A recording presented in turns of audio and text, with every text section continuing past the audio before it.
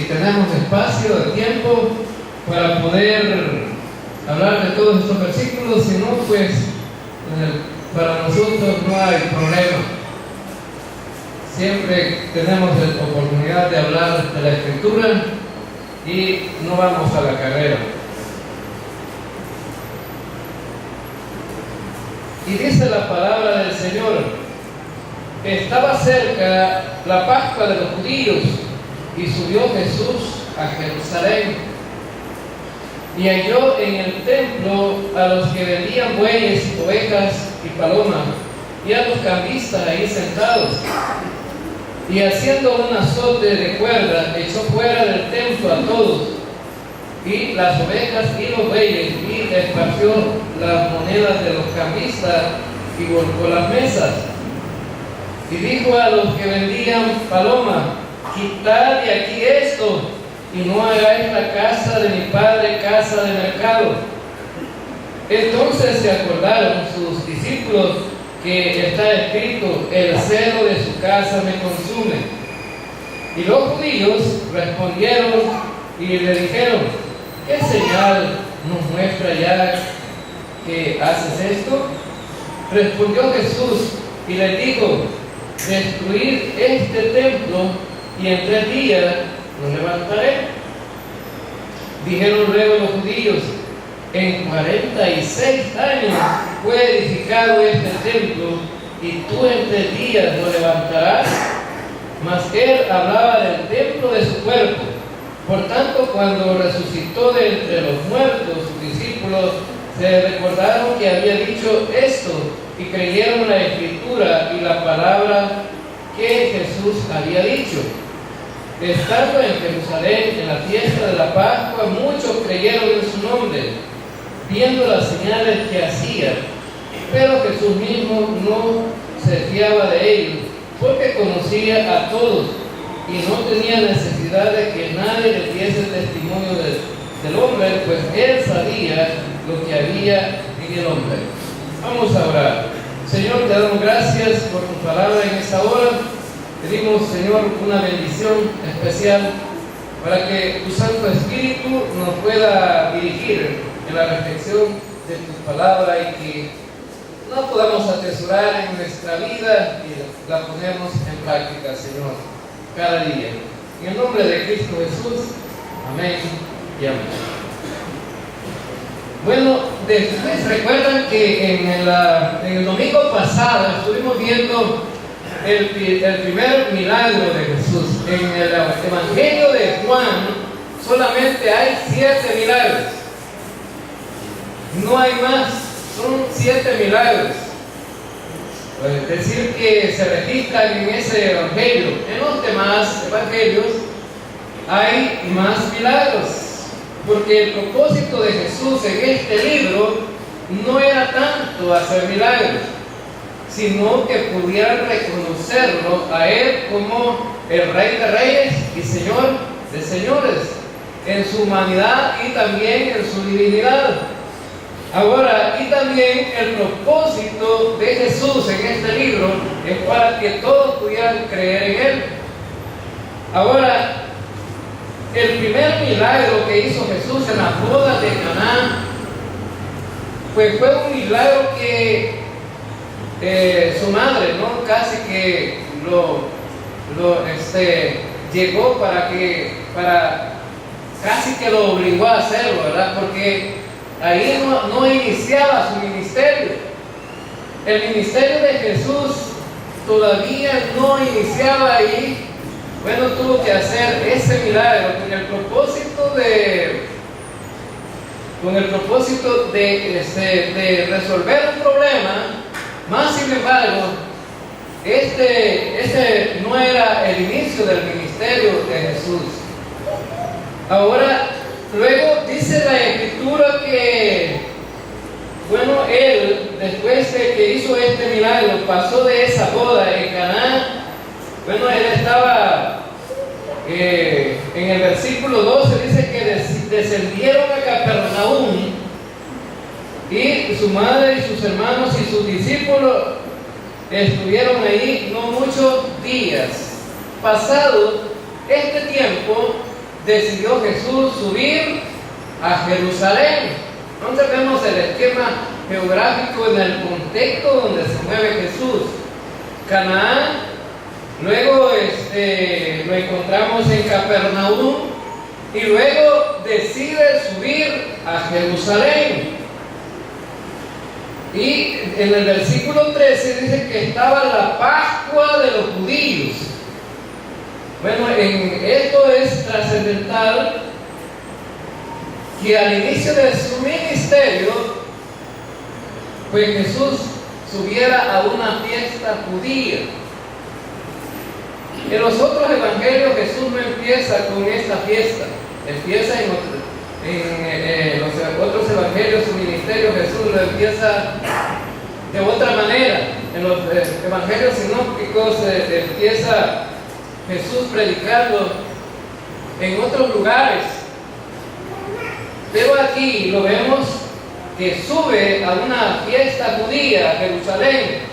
Algunos han dicho que esta fiesta o este pasaje que está aquí no debería estar aquí porque fue pasado un año de su ministerio. Más sin embargo, tenemos registrado que por lo menos hubieron 2 desalojos del templo en los evangelios. En los evangelios sinópticos lo encontramos de una manera, en el evangelio de Juan de otra manera. Entonces encontramos a Jesús aquí en el templo, en una fiesta judía que era muy importante para él, la Pascua. Ahora vamos a ver, hermanos, hacer un examen en la iglesia. ¿Qué es la Pascua? ¿Qué es la Pascua? Bueno, me van a decir ser una fiesta judía, ya lo dije yo, ¿verdad?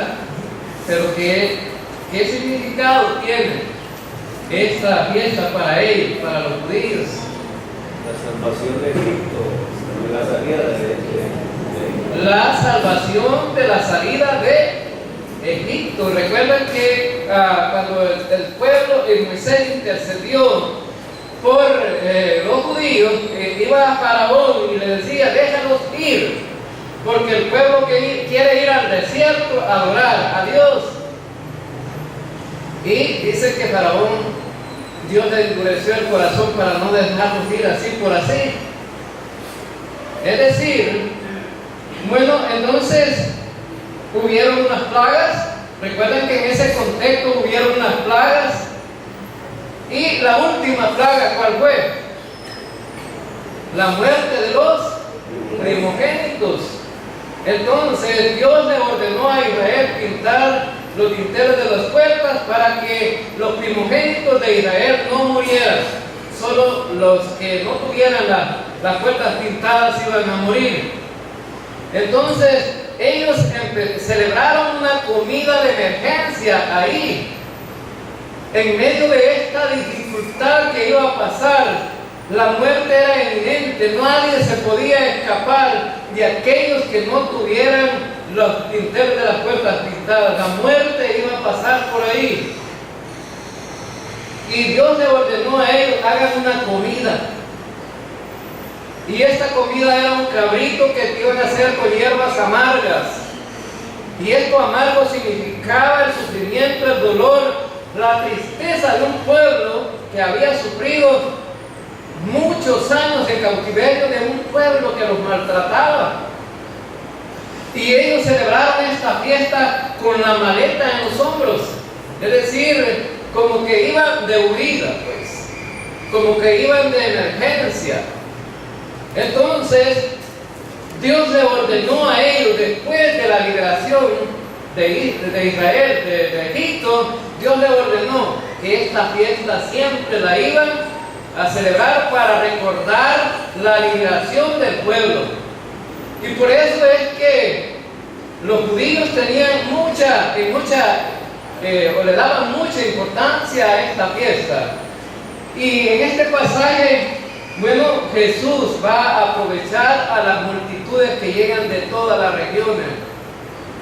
Recuerden que era una fiesta para todos los judíos, sea que estuvieran allí en Palestina, en Jerusalén, o que estuvieran en la diáspora o fuera de Jerusalén. En ese momento ellos estaban bajo el cautiverio de otro imperio que se llama Roma. Y ellos siempre esperaban también con ansias un libertador, aquel que les iba a sacar de la esclavitud. Y se imaginaban a este libertador como un gran guerrero que iba a libertar al pueblo del imperio romano. Pero entonces vemos que esta fiesta la celebraban en el templo, no la celebraban en sus casas, sino que esta fiesta se reunían todos en el templo para celebrarla. Ahora, vemos en el versículo 13 que dice, que dice que se acercaba la Pascua ¿de quién? De los judíos. Pero cuando celebraron la Pascua ya en Éxodo, ¿se le llamó la Pascua de los judíos? No se le llamó la Pascua de los judíos, se llamó la Pascua de Dios, de Yahvé, la Pascua del libertador. Ahora entonces resulta que cuando vemos aquí la Pascua de los judíos, habían convertido esta fiesta en un sistema religioso simplemente. Por eso aquí el escritor Juan ya no le llama la Pascua de Dios, sino la Pascua de los judíos. Es decir, haciendo constancia que ellos habían perdido el sentido lógico de la celebración que se hacía en ese lugar. Y cuando vemos a los sistemas religiosos, hermanos, los sistemas religiosos liberan al pueblo o lo oprimen. Los sistemas religiosos lo oprimen, le imponen yugos, le imponen cargas. Y no solamente en ese tiempo que estamos viendo aquí, en el contexto donde Jesús va al templo, a Jerusalén, sino en todos los tiempos.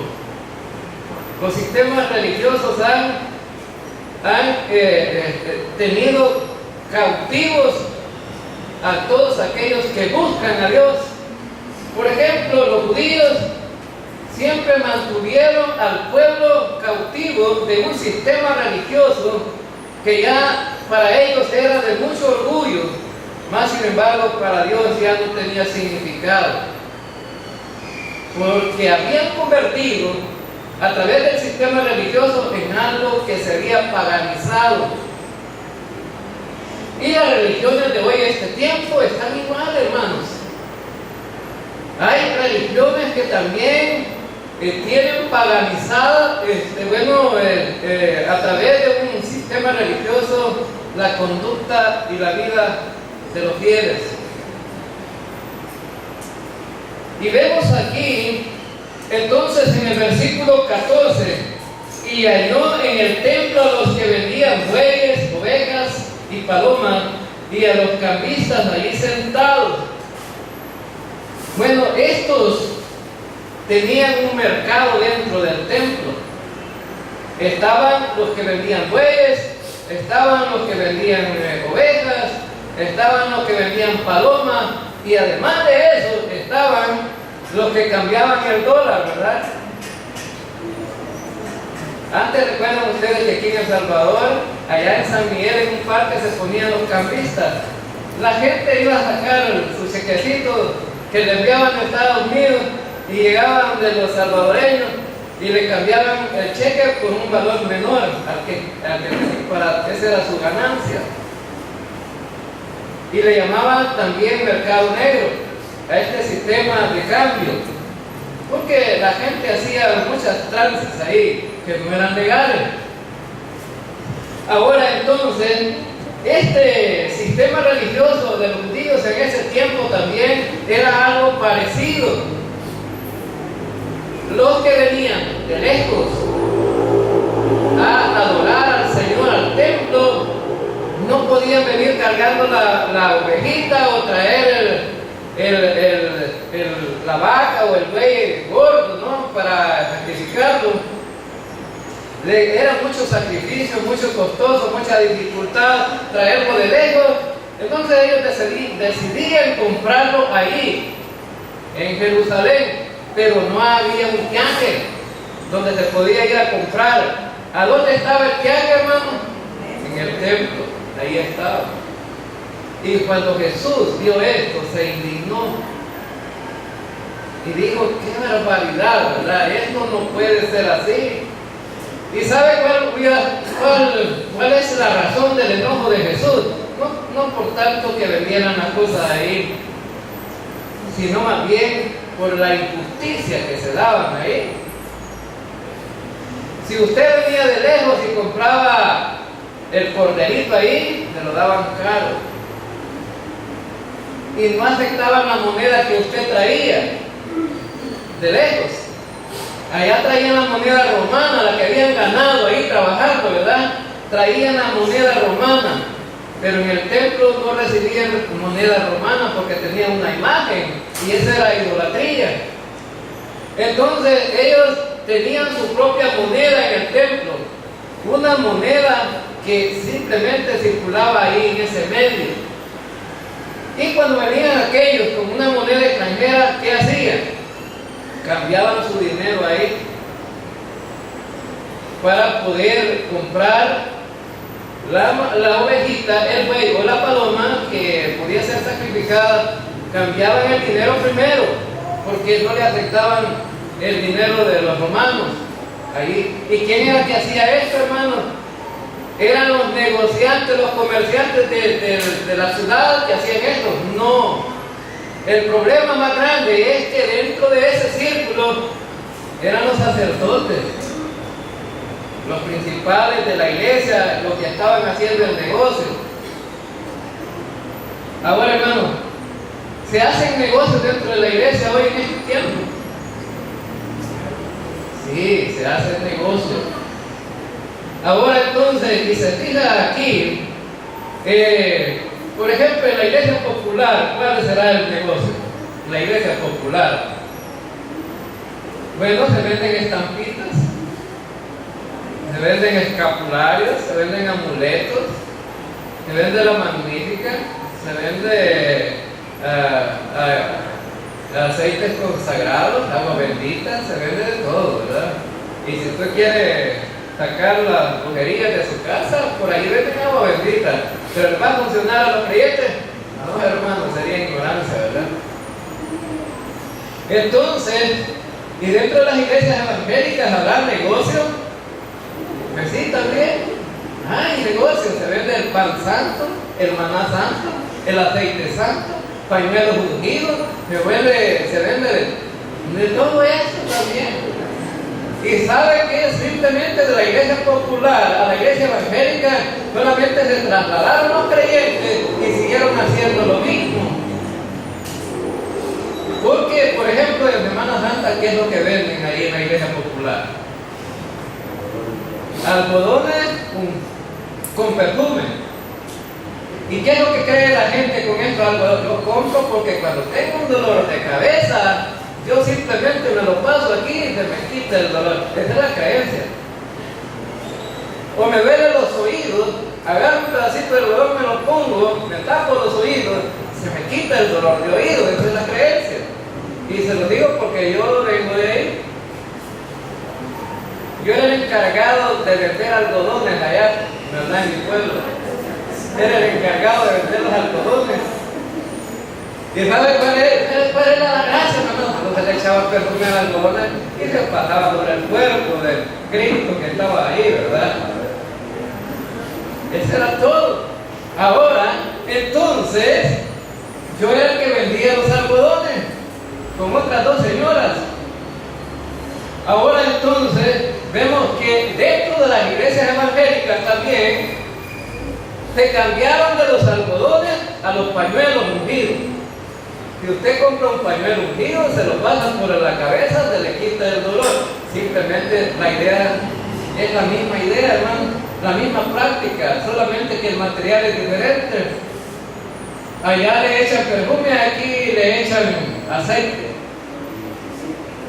Ahora, entonces, dentro de las iglesias también se está comerciando.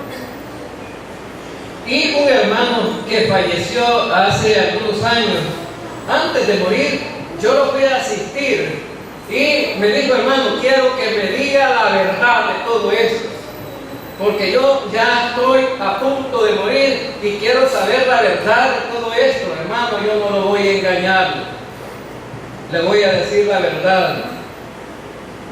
Si usted realmente confía en Cristo como su Salvador, usted va al cielo, y si no, va al infierno. ¿Y qué del agua que me vendieron en aquella iglesia? Me dijo el hermano. ¿Y de cuál agua de lo que está hablando? Agua cristal, una bolsita, $10. Solo el pastor oró, puso la mano sobre la agua cristal y me la vendió en $10. Y esa agua, eso no sirve para nada, hermano. Lo engañaron. Lo engañaron. Era un negocio redondo que tenían en esa iglesia, que compraban un fardo de agua cristal que vale unos 85, unos 70 por ahí, y resulta que le hacen un montón de dinero, a $10 cada bolsita de agua. El comercio se ha metido en las iglesias también. Ahora, y saben que no me dejan mentir los hermanos que han estado en otras iglesias. Siempre se da práctica del negocio. Aquí nosotros antes hacíamos muchos negocios dentro de la iglesia también. Y bueno, cuando yo recién fui creyente, me vendieron hasta rifas listas aquí en esta iglesia. Se vendieron, hacían rifas. ¿Estará de acuerdo el Señor con eso, hermano? No es comercial, ¿verdad? Bueno, solo nos faltaba que trajéramos la juego del chingolico y todo aquí para que ganáramos Cristo, ¿verdad? Bueno, pero la vida de esta iglesia ha cambiado, ha trascendido. Ahora, hermano, no necesitamos sacarle dinero a ningún creyente, sino que ustedes alaban al Señor y adoran al Señor con sus ofrendas como ustedes quieren. Amén, hermano. Nadie los obliga ni a dar nada. Es voluntario, porque Dios ama al dador. Amén. Y una ofrenda o un dinero a la fuerza no lo quiere el Señor. Por lo tanto, alabamos al Señor de una manera que verdaderamente le agrada al Señor. Y dice aquí en este pasaje que, bueno, a Jesús halló a estos vendedores, y dice en el versículo 15: y haciendo azotes de cuerda, echó fuera del templo a todos, y a las ovejas y a los bueyes, y esparció las monedas de los cambistas, y volcó las mesas. ¿Sabe qué nos sacó Jesús aquí en este pasaje? ¿Qué fue que nos sacó Jesús en este pasaje? Ya dijimos, mencionó las palomas. No las sacó. ¿De ahí todo? No sabemos por qué, pero Jesús no sacó las palomas. A lo mejor porque era la ofrenda más barata que alguien podía comprar. Es decir, era la ofrenda para los pobres, pues. Para los que no tenían dinero, para los que no podían comprar más. Pero ya el que compraba el buey y la ovejita ya llevaba dinero, ¿verdad? Ahora entonces, y vemos aquí en el versículo 15 que una cosa extraordinaria, la autoridad que tenía Jesús para hacer esto. Hermanos, ¿cuántos serían los cambistas?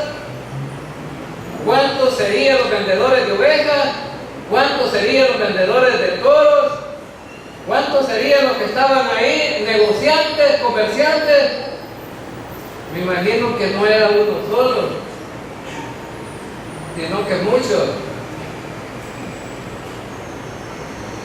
Y hubo oposición, hermanos. ¿Se opusieron?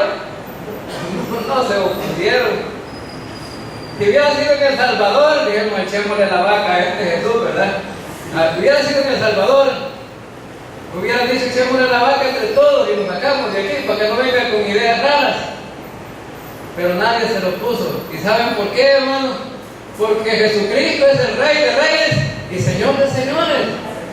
Tenía toda la autoridad para hacerlo. Y nadie se lo puso, hermano. Dice que hizo un azote y empezó a azotar, me imagino, a los cambistas y a los animales también. Improvisó un azote ahí de lo que halló, de seguro me imagino que ahí había algunas cuerdas tiradas ahí, empezó a dar azotazos, ¿no? Y en el versículo 16 dice, y dijo a los que vendían paloma, quitad de aquí esto y no hagáis de la casa de mi padre casa de mercado. Ahora, hermanos, por eso el Señor dice, no haga de mi casa la casa de mi padre casa de mercado. Entonces, vamos a hacer una aplicación práctica en la vida de la iglesia, de esta iglesia. Ahora, el templo era el lugar donde Dios se manifestaba para Israel, y ahí ellos iban a adorar, iban a glorificar su nombre, iban a decir sus pecados, y sus pecados eran cubiertos mientras hacían la ofrenda del sacrificio. Ahora entonces, y ahora nosotros como creyentes, como iglesia, ¿estamos obligados con el templo de los judíos? No. Pero veamos la importancia que tiene el templo. Ahora, esta casa, nosotros le llamamos templo. ¿Tiene importancia este templo para nosotros o no tiene importancia, hermano? ¿O debería tener importancia este templo? Pues sí, porque es el lugar donde nos reunimos para alabar y glorificar al Señor. Es decir, que no hay que verlo ni tan extremista también, porque a veces decimos, bueno, esta es simplemente una casa. Pero es una casa dedicada para el Señor. ¿Sería bueno que hiciéramos un baile aquí en este templo, hermano? No, porque es una casa dedicada al Señor. Más sin embargo, antes eran más estrictos aquí en esta iglesia, ¿verdad? Cuando yo me empecé a congregar aquí, y de aquí para adentro, nadie podía entrar sobre el pastor y los diáconos, si acaso. Los que estaban más santificados, los diáconos que no eran tan santificados no entraban, ¿verdad? Es más, el pastor, le dije un día, présteme el saco solo para verlo cómo está estructurado. No me dijo, no me lo presto, porque este saco es para servir al Señor, no puedo dar lo que nosotros pagamos, pues. Ahora, hermano, y resulta que era un extremo, ¿verdad? Pero debemos de ver también con mucha importancia el lugar cuando estamos adorando. Antes enseñábamos aquí en la iglesia educación cristiana. ¿Y qué significa la educación cristiana? Significaba educarnos para practicando el cristianismo. Y una de las cosas que teníamos muy en cuenta es que no había que ver así sin importancia el templo, el lugar de adoración. Debíamos de tener el sumo respeto aquí. Cuando orábamos aquí, o cuando el culto ya había empezado, bueno, los primeros que venían se sentaban aquí adelante. Los primeros, yo recuerdo, se sentaban adelante. ¿Por qué se enseñaba eso? Venían tarde, no interrumpieran el culto y se sentaran atrás. Pero ahora es al revés. Los que vienen primero se sientan atrás y los que vienen de último se sientan adelante, ¿verdad? Es lo contrario. Y algunos no los podemos sacar de aquella trinchera de allá. Están bien apostados como los soldados, ¿verdad? Que nadie los saca de ahí. Hermanos, esto es, aunque lo veamos un tanto así como cómico, de risa, el lugar tiene importancia porque es un lugar de adoración también. Pero voy un poco más allá. Ahora vamos al otro templo. Ya hablamos del templo de Jerusalén, ya hablamos del templo físico de esta iglesia. Ahora vamos a ver el templo real que ahora es para nosotros como iglesia, y es nuestro propio cuerpo. También debemos de darle la suma importancia a nuestro cuerpo. En 1 Corintios capítulo 3, me gustaría que leyéramos ese versículo. 1 Corintios capítulo 3, verso 16. Verso 16 dice: ¿no sabéis que soy templo de Dios y que el Espíritu de Dios mora en vosotros? Si alguno destruye el templo de Dios, Dios le destruirá a él, porque el templo de Dios, el cual sois vosotros, santo es. Ahora, ¿qué dice la Escritura que ese templo de Dios es? Santo. Es santo. Y fíjense bien que veamos las cosas desde el punto de vista lógico. El hermano Alberto daba testimonio no hace poco que fue allá por el lado del Mal Querido, a un lugar por ahí, por una hacienda. Le dieron a un árbol un machetazo. Un machetazo. Y resulta que al dar el machetazo, la miel o la savia del árbol salió y se enduró. Y quedaron como unos rayitos, ¿verdad? Pero fue cuando chorreó la miel o la savia y se enduró. Ahora entonces, y cuando vieron esos rayitos ahí, en su mente, ¿qué se imaginaron? La Virgen de Guadalupe. Como así, ¿verdad? La pintan la estampa ahí. Y dice la gente, ¿verdad? Aquí tenemos la Virgen de Guadalupe. Le hicieron una chocita allá y hay sillas permanentes ahí para que la gente pueda ir a rezar ahí. Puede ir a rezar ahí. Ahora la gente llega y está viendo, y dice el hermano Alberto que el juez, que otro que andaba con él trabajando en el carro le alegaba que ahí se miraba. Y dice el hermano Alberto que yo no miro nada. No hay que volver para los católicos. Los inconversos no pueden, los que no son católicos no pueden ver esto. No lo pueden ver. Está cubierto para ellos. Ahora les hago una pregunta, hermanos. Si nosotros vamos y le damos otro machetazo al árbol sobre lo que ya está ahí, ¿qué creen que nos podrían hacer a la gente de ahí? Capaz que nos matan ahí, ¿verdad? Porque tienen tanto celo, que podrían hacer cualquier cosa por defender lo que ellos creen. Ahora, hermanos, y eso fue lo que Jesús dijo: tengo celo de la casa de Dios, y no solamente del templo aquel, ni solamente de este templo, sino de nuestro templo.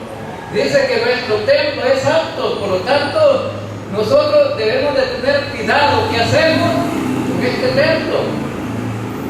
Dice en el versículo 16,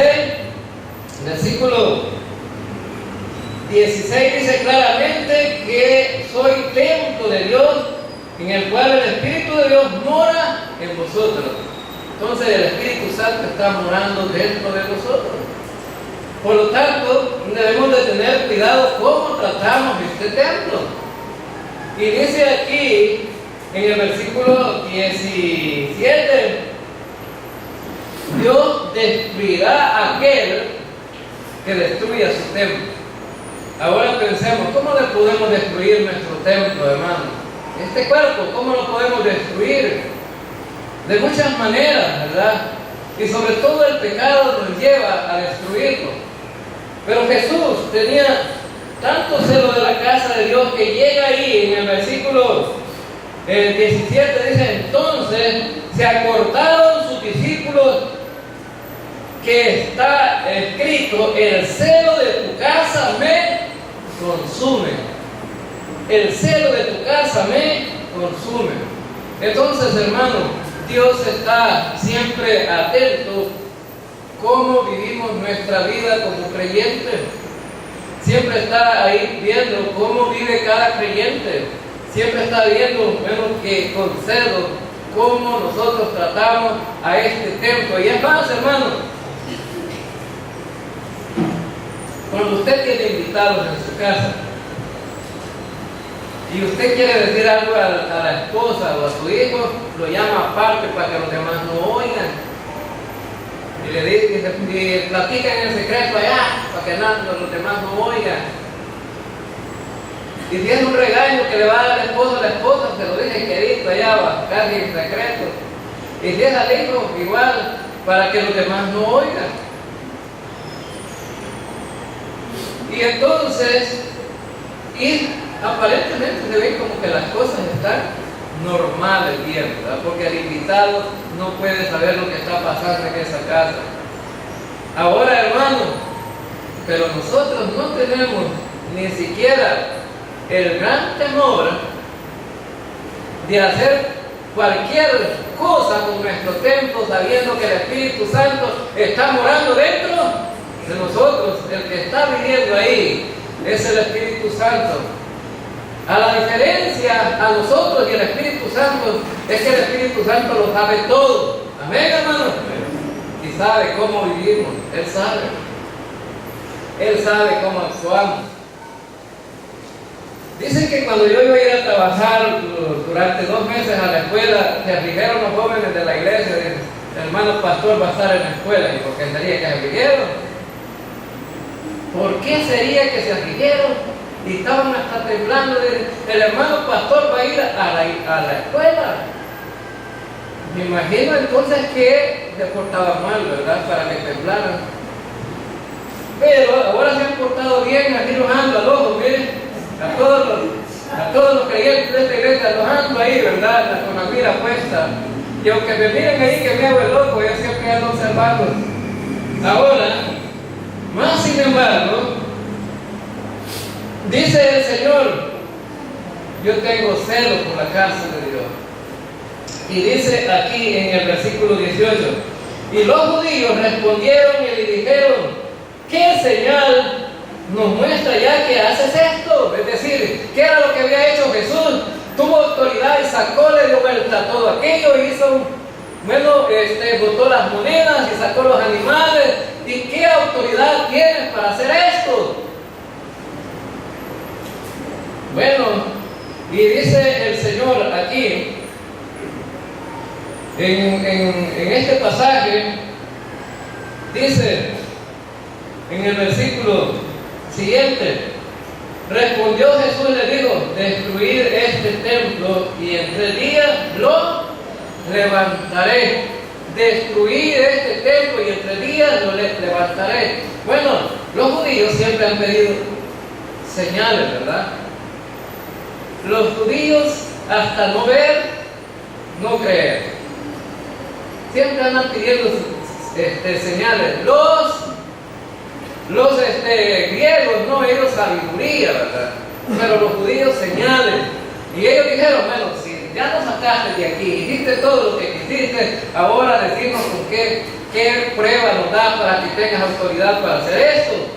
Jesús dijo, si destruyen este templo en 3 días lo edificaré de nuevo. Y ellos se rieron. Ellos se rieron. Porque dice aquí, dijeron luego los judíos, en 46 años fue edificado este templo y tú en 3 días lo levantarás. ¿Estaban pensando lo mismo, hermanos, ellos? No. Los judíos estaban pensando en el templo real, físico que estaba ahí. Jesús estaba hablando de su propio cuerpo, de su muerte. Estaba hablando. Entonces, estaban pensando diferente. Ahora, hermanos, pero pensemos una cosa. Pero tiene la capacidad Jesús de levantar un templo físico como una casa en 3 días. Sí, hermano, solo basta que diga que se haga la casa y se hace. Él no es el Rey de Reyes y Señor de Señores, el Dios Todopoderoso, el que tiene control de todo, el que con solo hablar hace las cosas. ¿Ves? Más sin embargo, él no estaba hablando del templo físico de ahí, sino de su propio cuerpo, de su cuerpo físico. Y él dice, en versículo 21, mas él hablaba del templo de su cuerpo. Por tanto, cuando resucitó entre los muertos, sus discípulos se acordaron que había dicho esto y creyeron la escritura y la palabra que Jesús había dicho. Y esto es lo maravilloso, hermano. En primer lugar, la Biblia es la palabra de Dios, hermanos. Amén. Lo que Dios ha dicho se va a cumplir. Amén. ¿Dios puede mentirnos o engañarnos? No, no puede mentirnos ni engañarnos. Los discípulos dijeron cuando Cristo resucitó, esto fue realmente lo que dijo, lo que quiso decir cuando estuvo con los judíos y los sacó del templo. Ahora, pero lo más maravilloso es, hermanos, que esto confirma la verdad de la palabra, pero a través de la verdad de la palabra también muchos creen. Muchos creen. Por lo tanto, nosotros nuestra tarea es hablar la palabra de verdad, decir la palabra de verdad, dar testimonio de la palabra de verdad, hablar del Evangelio, hablar de Cristo, hablar de su sacrificio, hablar de su resurrección. Pues precisamente eso es lo que salva. Y eso es lo que dice aquí, que bueno, y dice el versículo 21 más, él habla, el versículo 22, por tanto, cuando resucitó entre los muertos, sus discípulos se recordaron de que había dicho y creyeron la escritura y la palabra que Jesús había dicho. Ahora entonces, por lo tanto, hermanos, nosotros no tenemos la autoridad, pero sí lo tiene la palabra. Amén. La palabra tiene autoridad, y cuando usted va a hablarle a la gente, no le hable de su vida, no le hable de cómo era antes o cómo lo hizo y después, hable de Cristo, porque la palabra es la que tiene autoridad. Eso es lo que tiene autoridad. Y ya para terminar, los últimos 3 versículos, dice, estando en Jerusalén, en la fiesta de la Pascua, muchos creyeron en su nombre, viendo las señales que hacía. Entonces, hermanos, vemos un avivamiento espiritual entre los judíos. Vemos cómo Jesús predicaba. Aprovechó la oportunidad para predicar y la gente creía. Aprovechó la oportunidad para predicar y la gente se daba cuenta que realmente este era el Cristo, el que venía a salvar al mundo perdido. Y en el versículo 24 dice, pero Jesús mismo no se fiaba de ellos, porque conocía a todos. Otra de las cosas interesantes aquí, hermano, levanten la mano los que han hablado de otro creyente. ¿Quién ha hablado de otro creyente? Levanten la mano. El hermano Brandillo, el valor, el hermano Tony, el hermano, bueno, casi solo los hombres, pero las mujeres que no la levantaron. La hermana Elisa nada más. Tuvieron el coraje, el hermano.